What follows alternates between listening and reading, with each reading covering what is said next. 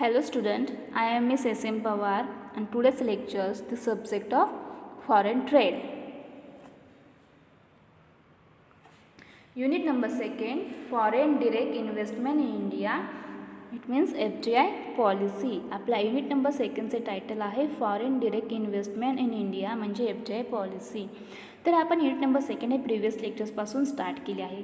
त्यामध्ये आपण foreign direct investment policy इंडियामधील कशी आहे, त्याचे प्रॉपर मिनिंग आणि त्याचे नेचर यांचा स्टडी आपण प्रिव्हियस लेक्चर्समध्ये केला आहे. त्याचबरोबर त्याचे इफेक्ट्स ऑफ FDI म्हणजे होस्ट कंट्रीवरती आणि होम कंट्रीवरती FDI पॉलिसीची कशा प्रकारचे इफेक्ट होतो, त्याचा पॉझिटिव्ह आणि निगेटिव्ह इफेक्ट या दोघांचा स्टडी आपण प्रिव्हियस लेक्चर्समध्ये केला.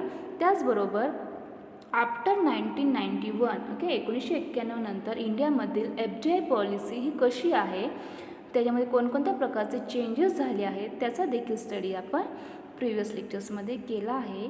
तर आज आपण या लेक्चर्समध्ये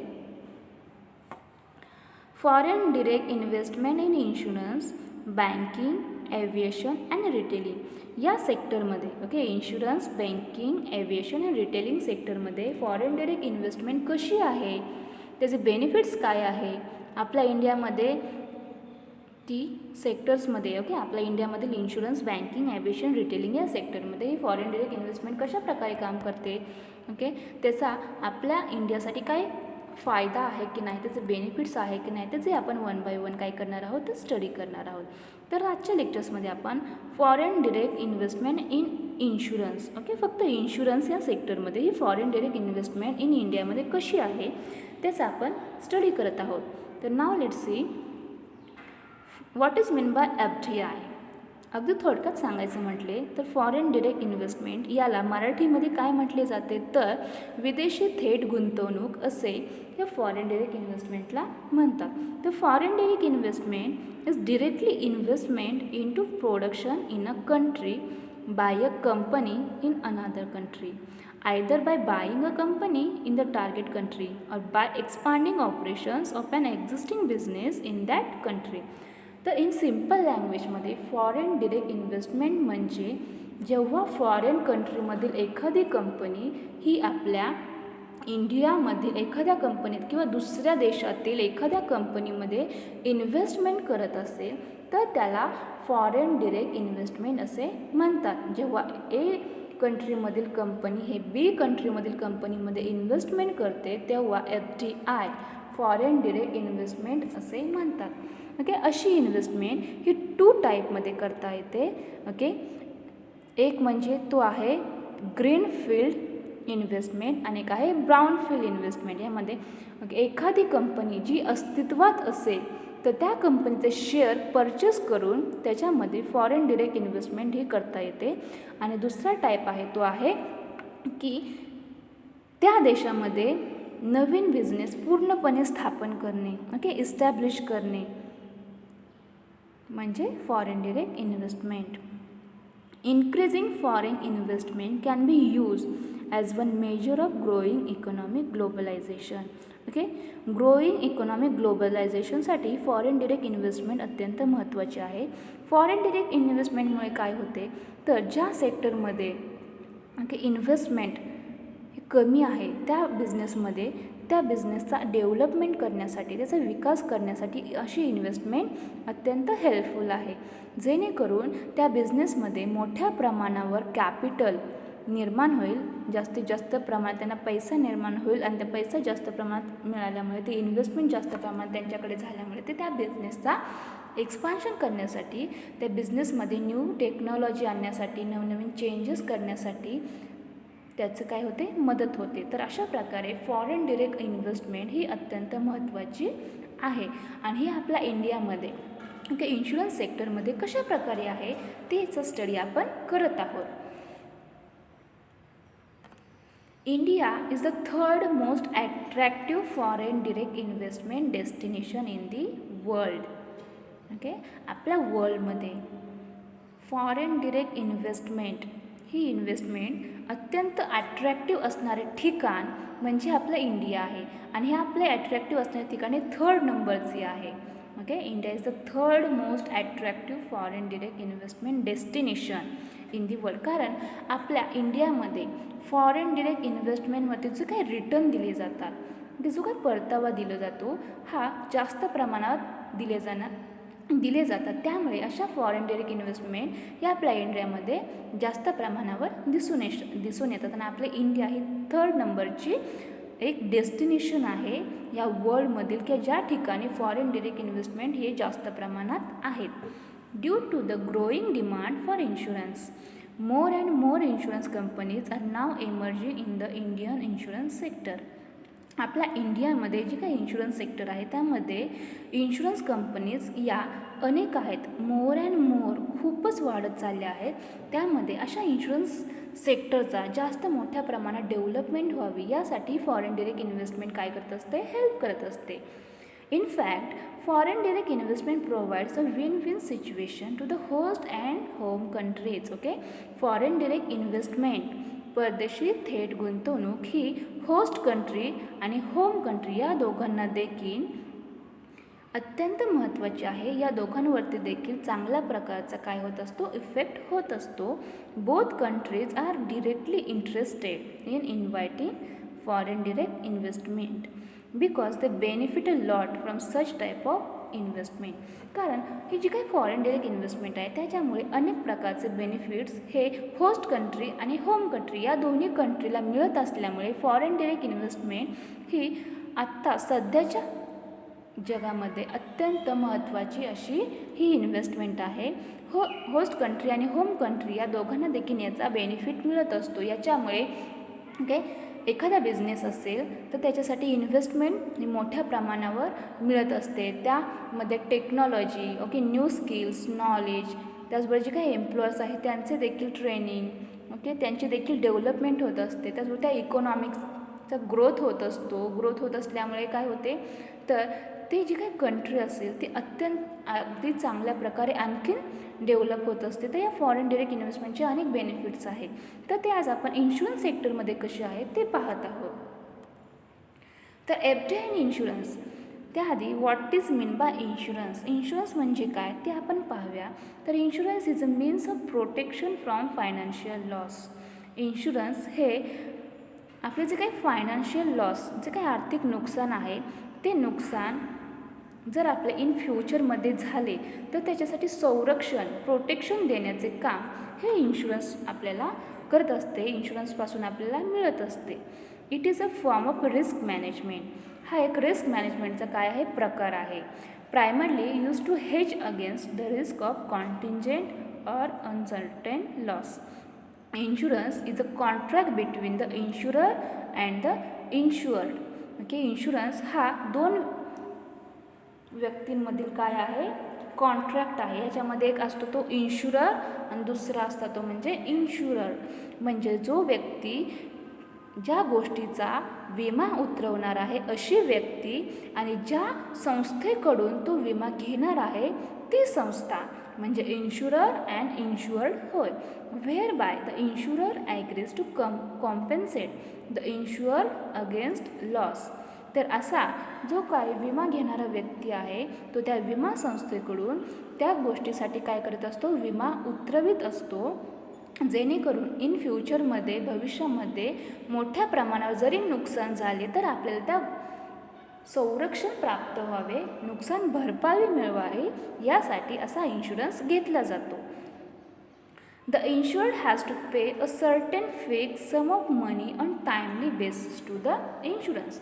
जर असा आपल्याला इन्शुरन्स घ्यायचा असेल तर त्यासाठी एक सर्टेन अमाऊंट या इन्शुरन्स संस्थेकडे ऑर्गनायझेशन आपल्याला भरावी लागते. त्याला प्रीमियम असे म्हणतात.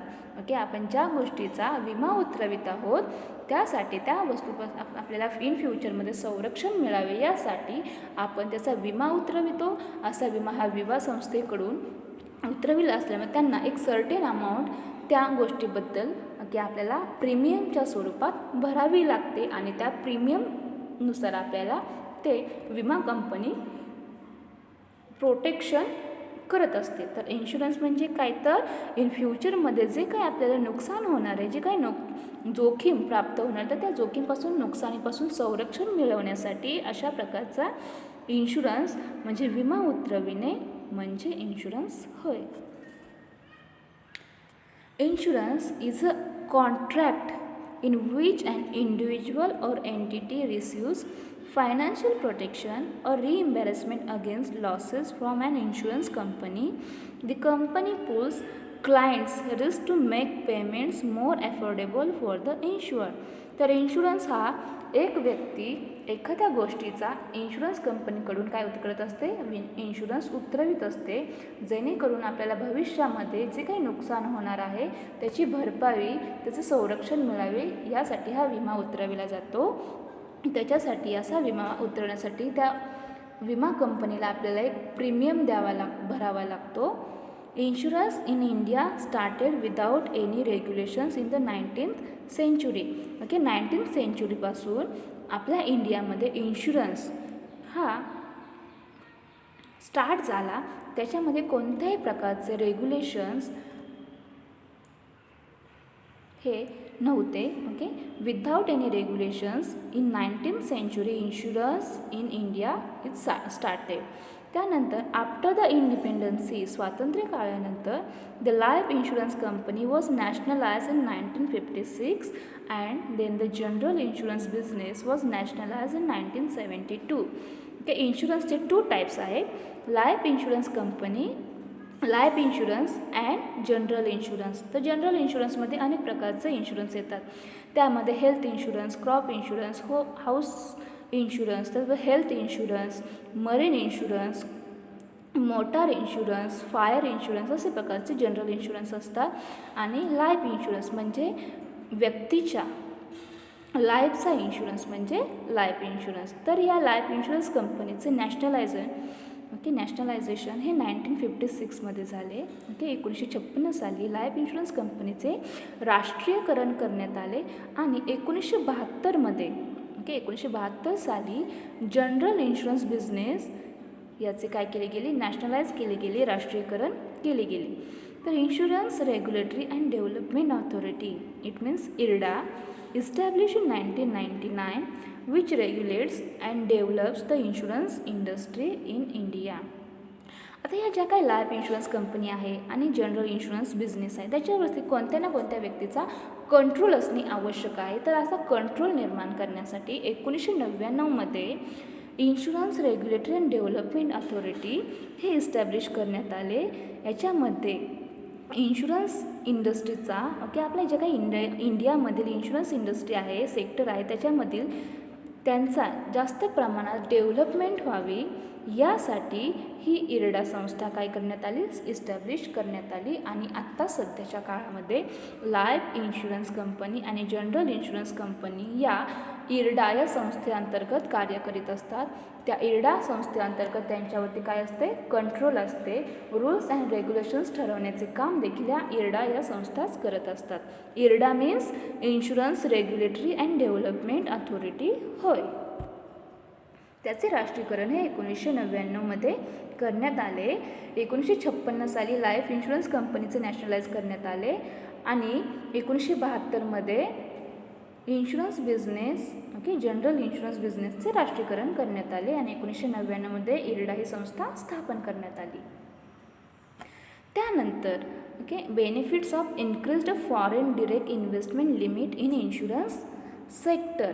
तर आपल्या इंडियामध्ये जी काही फॉरेन डायरेक्ट इन्व्हेस्टमेंट केली जाते तर त्याचा इन्शुरन्स सेक्टरमध्ये काय उपयोग आहे, त्याचे काय बेनिफिट्स आहेत की जेणेकरून आपल्या इन्शुरन्स सेक्टरचे काय झाले असेल, डेव्हलपमेंट झाले आहे, तर त्याचे बेनिफिट्सचं स्टडी आपण आता करणार आहोत. तर पहिला बेनिफिट आहे तो आहे इन्क्रीज्ड इन्शुरन्स पेनिट्रेशन. सेकंड आहे level playing field. Third is increased capital inflow, job creation, favorable to the pension sector and consumer friendly. These are the 6 benefits of increased foreign direct investment limit in insurance sector. Now let's see one by one. तर increased insurance penetration हा आपला insurance सेक्टरचा foreign direct इन्व्हेस्टमेंटमधील काय आहे, पहिला benefit आहे. तर आपल्या इंडियाला या फॉरेन डिरेक्ट इन्व्हेस्टमेंटचा कसा बेनिफिट होतो तो पाहूया. तर तो आहे increased insurance penetration with the population. With the population of more than 100 crores India requires insurance more than any other nation. The insurance penetration in the country is only around 3% of our gross domestic product with respect to overall premiums underwritten annually. This is far less as compared to Japan, which has an insurance penetration of more than 10%. Increase the foreign direct investment limit will strengthen the existing companies and will also allow the new players to come in, thereby enabling more people to buy life cover. तर increased insurance penetration म्हणजे काय, जे काय आपलं insurance आहे त्याच्यामध्ये प्रवेशमध्ये वाढ झाली आहे. ओके, फॉरेन डिरेक्ट इन्व्हेस्टमेंटमुळे पेनिट्रेशनमध्ये इन्क्रीज दिसून येते. With the population of more than 100 crores India requires insurance more than any other nation. तर जे काही फॉरेन डिरेक्ट इन्व्हेस्टमेंटचे जे काही लिमिट असते त्याची इन्क्रीज केल्यामुळे, त्याच्यामध्ये वाढ केल्यामुळे काय झाले तर एक्झिस्टिंग कंपनीचे काय झाले, जास्तीत जास्त त्याच्यामध्ये इन्व्हेस्टमेंट केली गेली. त्याच्यामुळे या इन्शुरन्स कंपनीला अत्यंत महत्त्वाचा काय होत असतो, बेनिफिट होत असतो. त्यानंतर आहे लेवल प्लेइंग फील्ड. तर with the increase in foreign direct investment to 49%, the insurance companies will get the level playing field. So far, the state-owned Life Corporation of India controls around 70% of the life insurance market. जे काय आपलं rate असतो, okay, की foreign direct investment या company या host कंट्रीमध्ये जाऊन किती प्रमाणात हे इन्व्हेस्टमेंट करू शकतात. तर अशी आपल्या इंडियामध्ये ओके 49% ही पर्सेंट होते. त्याच्यामध्ये okay foreign direct investment to 49% increases. 49% एवढी वाढ करण्यात आल्यामुळे त्या फॉरेन डिरेक्ट इन्व्हेस्टमेंट हे झालं. तर लेवल प्लेइंग फील्ड यामध्ये काय झाले तर जी काय आपली फॉरेन डिरेक्ट इन्व्हेस्टमेंटची जी काही आपली इन्व्हेस्टमेंट करण्याचे पर्सेंटेज असतात त्याच्यामध्ये वाढ केल्यामुळे इंडियामध्ये मोठ्या प्रमाणावर इन्व्हेस्टमेंट करण्यात आली आणि त्याच्यामुळे जे काही इन्व्हेस्टमेंट आहे इन्शुरन्स सेक्टरमध्ये याच्यामध्ये डेव्हलपमेंट झाली. तर अशा प्रकारचा बेनिफिट्स देखील या फॉरेन डिरेक्ट इन्व्हेस्टमेंटमुळे इंडियाला इन्शुरन्स सेक्टरसाठी होतो. त्यानंतर आहे increased capital inflow.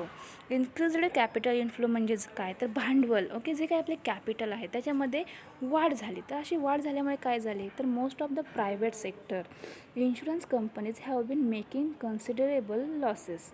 The increased FDI limit has brought some much needed reliefs to these firms as the inflow of more than 10,000 crores is expected in the near term. This could go up to 40,000 crore in the medium to long term depending on how things pan out.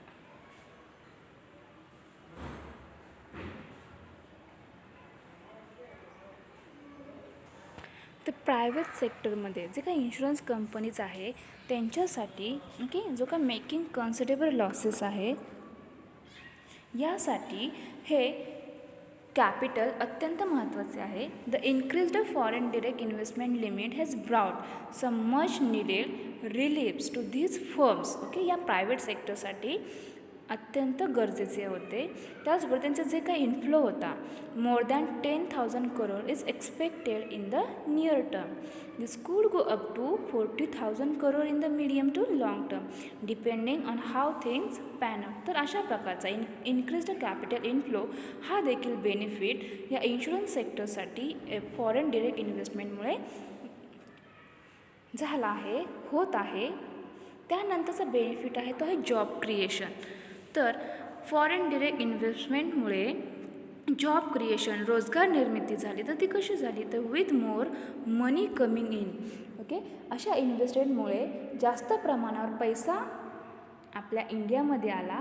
Okay, त्यामुळे जास्त पैसा आल्यामुळे the insurance companies will be able to create more jobs to meet their targets of venturing into under insured markets through improved infrastructure, better operations and more man power.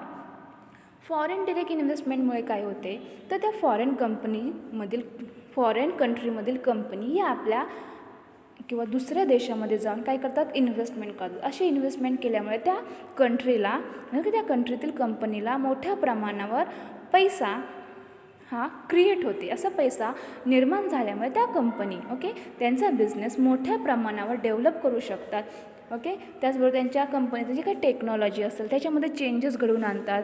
त्याचबरोबर ते रोजगार निर्मिती करतात. त्यांच्याकडे पैसा आल्यामुळे त्या कंपनीचा जास्त मोठ्या प्रमाणावर डेव्हलपमेंट करण्यासाठी अशी इन्व्हेस्टमेंट अत्यंत महत्त्वाची ठरते. आणि त्याचा मोस्टली इफेक्ट हा आपल्याला त्या देशाला रोजगार निर्मिती करण्यासाठी देखील होतो. त्याच्यामध्ये असे फॉरेन डिरेक्ट इन्व्हेस्टमेंट ही इन्शुरन्स सेक्टर्समध्ये झाल्यामुळे त्या इन्शुरन्स कंपनीला मोठ्या प्रमाणावर पैसा मिळाला. त्याच्यामधून ते त्यांचं जे काही इन्फ्रास्ट्रक्चर आहे त्याचबरोबर त्यांचं बेटर ऑपरेशन आणि मोर मॅन पॉवरसाठी त्यांनी काय केले, अशी फॉरेन डिरेक्ट इन्व्हेस्टमेंट अत्यंत महत्त्वाची ठरली आणि त्याच्यामधून रोजगार निर्मिती करण्यात आली. हा देखील बेनिफिट या फॉरेन डिरेक्ट इन्व्हेस्टमेंटचा इन्शुरन्स सेक्टरमध्ये होतो. त्यानंतर आहे favourable to the pension sector. जे काही पेन्शन सेक्टर आहे त्याच्यासाठी हा फॉरेन डिरेक्ट इन्व्हेस्टमेंट अत्यंत फेवरेबल आहे. If the pension bill is pass in the parliament then the foreign direct investment in the pension funds will also be raised to 49%. This is because the pension fund regulatory development bill links the FDI limit in the pension sector to the insurance sector. This is because the pension fund regulatory development bill links त्याची link ही foreign direct investment limit in the pension sector to the insurance सेक्टरसाठी आहे. त्यामुळे pension सेक्टरसाठी ही foreign direct investment अत्यंत favourable आहे. त्याच्यामुळे जे काही त्यांनी पर्सेंटेज होते ते 49% इन्क्रीज केल्यामुळे त्याचा चांगले बेनिफिट्स मिळाले. त्यानंतर आहे consumer friendly. The end beneficiary of this amendment will be common man. With more players in this sector, there is bound to be strength competition leading to competitive quotes, improved service and better claim settlement and ratio. Foreign direct इन्व्हेस्टमेंटमुळे जास्त प्रमाणावर investment झाल्यामुळे त्याचा insurance कंपनीला त्यांच्या जे काही policy आहेत त्या पॉलिसीमध्ये इम्प्रूव्हमेंट करण्यासाठी चा बेनिफिट देखील या इन्शुरन्स सेक्टरमध्ये झाला. जेणेकरून त्यांचं जे काही कंझ्युमर आहेत, जे काही कस्टमर्स आहेत, ते विमा पॉलिसी जे काही ग्राहक आहेत त्यांना त्यांचा एखादा क्लेम असेल तर तो सेटलमेंट करण्यासाठी त्याचा फायदा झाला. अशा प्रकारे फॉरेन डिरेक्ट इन्व्हेस्टमेंटचे हे बेनिफिट्स या इन्शुरन्स सेक्टरसाठी होत असतात. त्याच्यामध्ये increased insurance penetration, level playing field, increased capital inflow, job creation, favourable to the pension sector and consumer friendly असे 6 बेनिफिट्स या इन्शुरन्स सेक्टरसाठी या फॉरेन डिरेक्ट इन्व्हेस्टमेंटमुळे झालेली आहेत. त्यानंतर the limit on foreign direct investment FDI in Indian insurance companies will be lifted from 49% to 74%, said Finance Minister Nirmala Sitharaman on Monday in her budget speech for 2021 to 2020, accepting a demand the industry had proposed for long. The law presently says an Indian insurance company has to be Indian owned and controlled. This gives the Indian partner the right to appoint a majority of directors or control the management of a company. The Insurance Act will be updated to allow foreign ownership in insurance with safeguards. आता जे काही budget 2021-22चं जे budget झाले त्याच्यामध्ये निर्मला सीतारामन जे आपल्या finance minister आहेत त्यांनी इन्शुरन्स सेक्टरमधील जे काही त्यांचे पर्सेंटेज होते की फॉरेन डिरेक्ट इन्व्हेस्टमेंट आपल्या इंडियामध्ये किती पर्सेंटेजमध्ये किती इन्व्हेस्टमेंट करू शकतात तर त्याची जे पर्सेंटेज 49% होते ते 49%वरून त्यांनी इन्शुरन्स सेक्टरसाठी 74% एवढी इन्क्रीज केलेली आहे. त्याच्यामुळे फॉरेन डिरेक्ट इन्व्हेस्टमेंट आत्ता 2021